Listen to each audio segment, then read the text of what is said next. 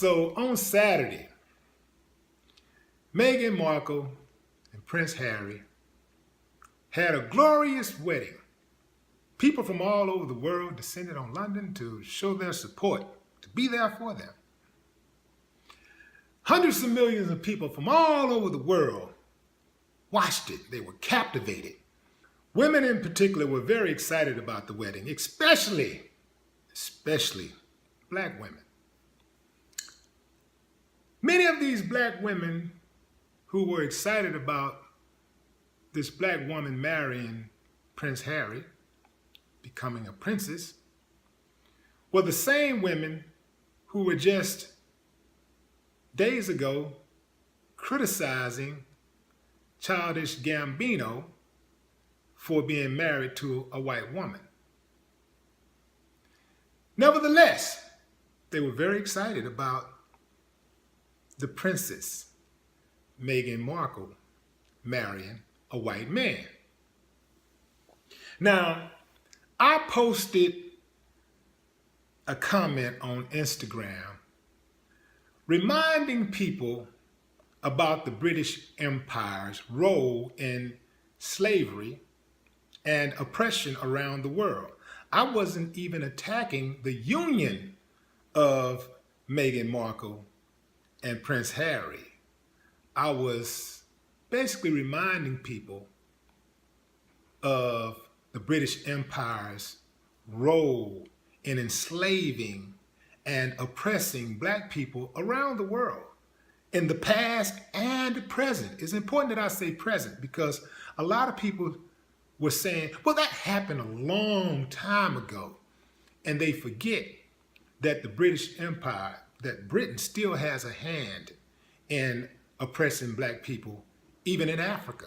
Somehow, many people were more passionate about defending the British Empire's lie than history's truth, especially black people. So y'all happy? That's the question. The British Royals may have welcomed a black member into their family, but that doesn't mean they're off the hook for hundreds of years of colonizing and enslaving Africans and dark-skinned people around the globe, all while amassing a ton of wealth in the process. Now, before you comment, you may want to watch the whole video because it's not likely to end the way you think it's going to end. Sorry to be the one to rock the boat, rain on your parade, or throw ice cold water in the face of the prince and the princess, but somebody got to do it. For one, despite the media craze surrounding Meghan Markle, a biracial black actor, she would not be the first royal of African descent.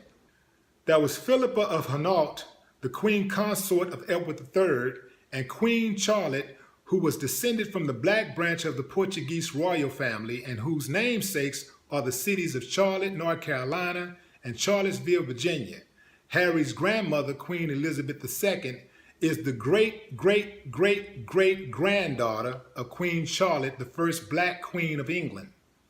One should not overlook the optics and symbolisms of having a black woman as a member of a family that represents a most conspicuous and potent symbol of white European wealth and power. Surely the white supremacists that Donald Trump retweets, the Britain First crowd, those who embrace Brexit and assassinated a member of parliament, are reacting to the news with horror and rage. There's something to be said for breaking down traditional white spaces, whether the White House or Buckingham Palace. But the conversations cannot stop there, lest we praise the symbolism and lose sight of the substance, which is what everybody is doing in my opinion. The British royal family presided over the exploitation of untold millions of people in Africa, India, and around the world. So let's get back to the excitement. Let me say this. I'm not one of those dudes who see a black woman with a white man and cringe and oh, I don't care one way or the other. I don't trip on black dudes when they date outside of their race. Some people are heavily invested in that. I mean, they lose it when they see the interracial couples. They just go crazy. Just like white people go crazy when they see their kind dating blacks or whoever. They just lose it. Like, I don't give a damn one way or the other. I don't have to sleep with them. I don't have to listen to their complaints. I don't have to provide for them. I don't have to be responsible for their happiness or partially responsible. None of that. So I'm not getting into it like that. Only time I trip on that type of stuff is when people give stupid ass reasons for dating outside of their race. Like, oh, nobody inside of my race was good enough for me. They're all bad. Like, no, if you got that type of mentality, it's not the people that's within your race. It's you. You can't find a good woman in an entire race of people. It's your ass. So let's get that out of the way.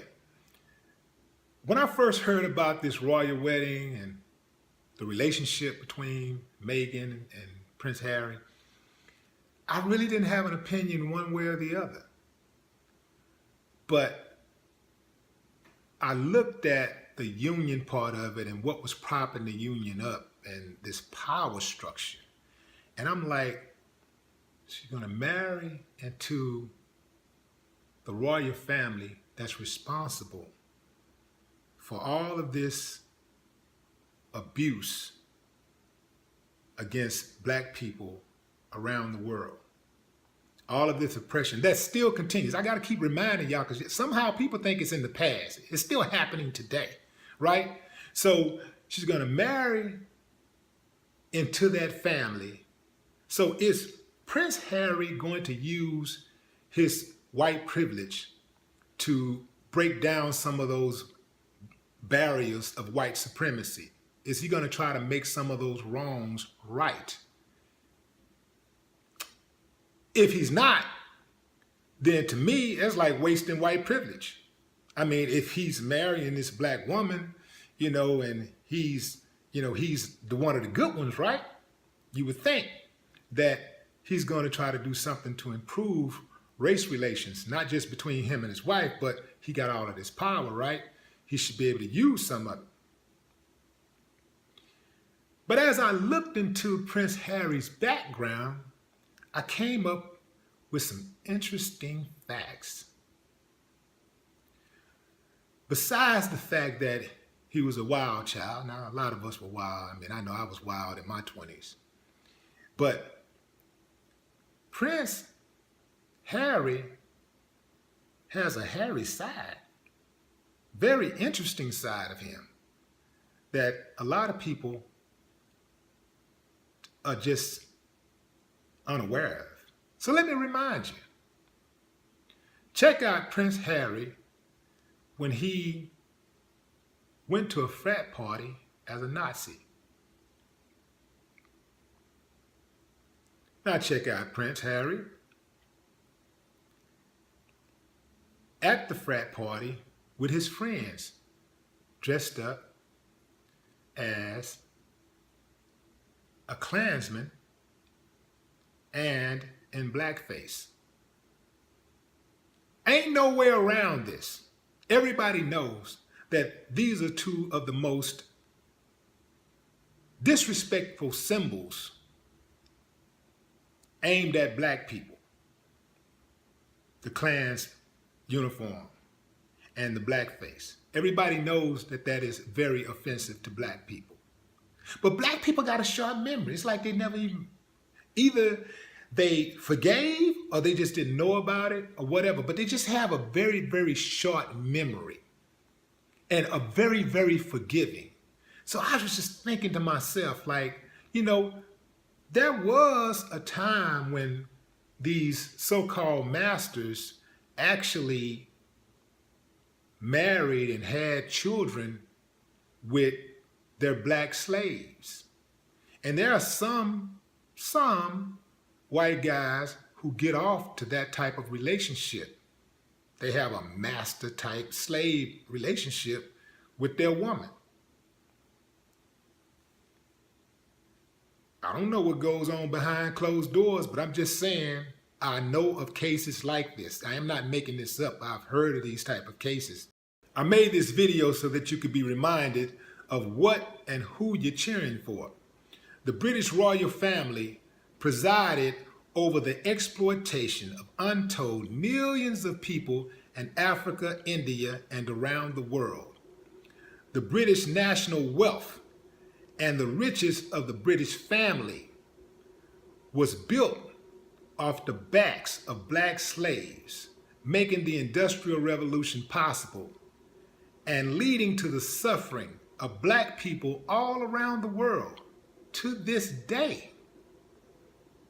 But y'all happy.